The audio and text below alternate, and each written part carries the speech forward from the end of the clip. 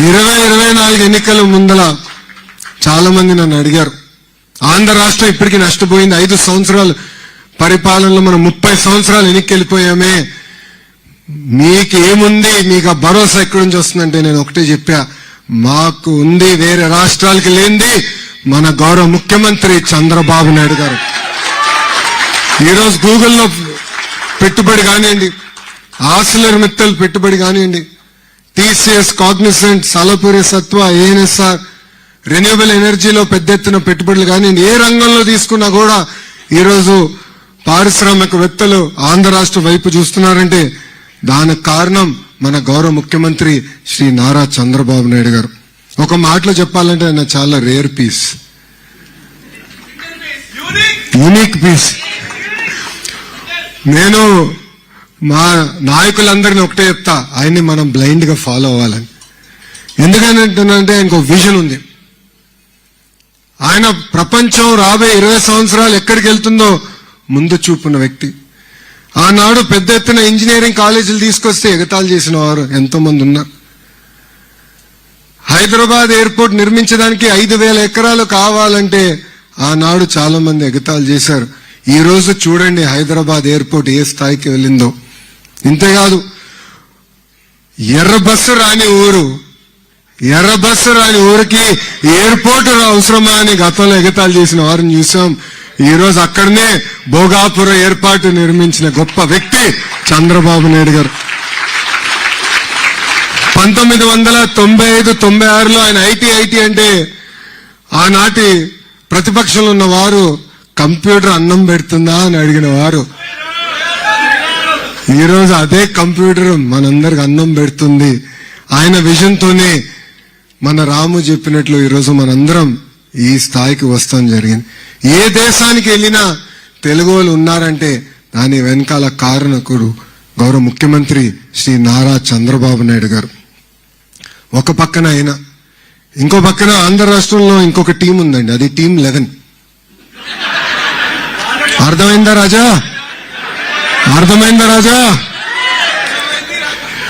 అదొక ఏడుపు గొట్టు టీము. వాళ్ళకి ఏడుస్తోంది తప్ప ఇంకేది తెలియదు. పెట్టుబడులు మేము తీసుకొస్తామంటే ఏడుస్తారు. సింగపూర్కి వెళ్ళి పెద్ద ఎత్తున మేము అక్కడున్న మంత్రుల్ని, పారిశ్రామికవేత్తలు కలిస్తే ఆంధ్ర రాష్ట్రానికి రావద్దని ఆ ఏడుపు గొట్టు టీము ఈమెయిల్ పెట్టే పరిస్థితి. ఇంతేకాదు, కొన్ని కంపెనీలు కలిస్తే వాళ్ళు కూడా ఈమెయిల్ పెడుతున్నారు ఆంధ్ర రాష్ట్రానికి రావద్దని. కానీ గౌరవ ముఖ్యమంత్రి చంద్రబాబు నాయుడు గారిని చూసి ఆ కంపెనీలు వస్తే మటు క్రెడిట్ తీసుకోవాలనుకుంటున్నారు. క్రెడిట్ చోరీ అంటారు. ఈ టీం 11 మోహన్ చూసి ఎవరైనా వస్తారా ఆంధ్ర రాష్ట్రానికి? వాళ్ళకి క్రెడిట్ ఇవ్వాలండి. కోడి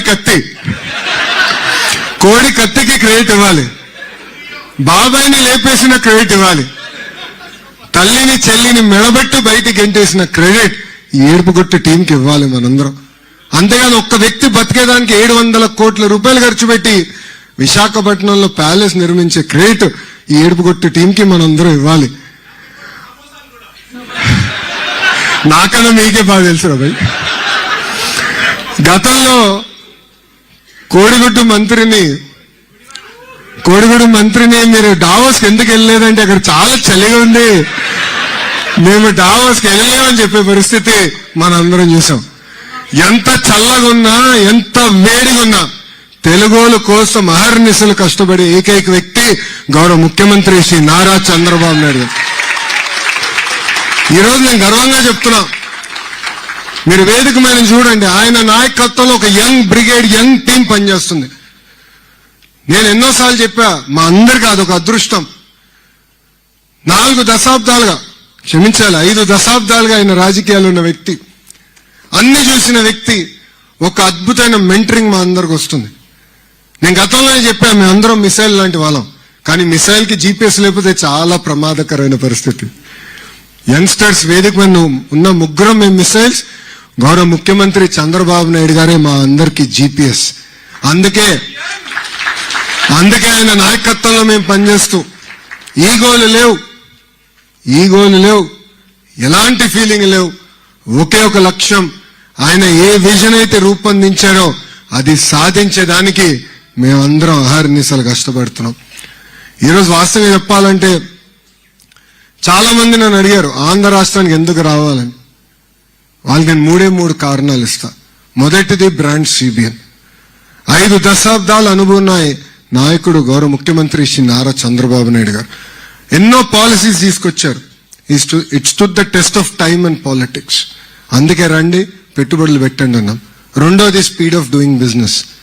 ఒక జూమ్ కాల్ అనండి, ఒక వాట్సాప్ మెసేజ్ అనండి, అహర్నిశలు పారిశ్రామికవేత్తలకు అందుబాటులో ఉంటూ వాళ్ళకి ఎలాంటి సమస్య లేకుండా ఈ పెట్టుబడులన్నీ గ్రౌండ్ చేసే లక్ష్యంతో నాతో పాటు మన టీజీ భరత్ గారు పనిచేస్తున్నారు.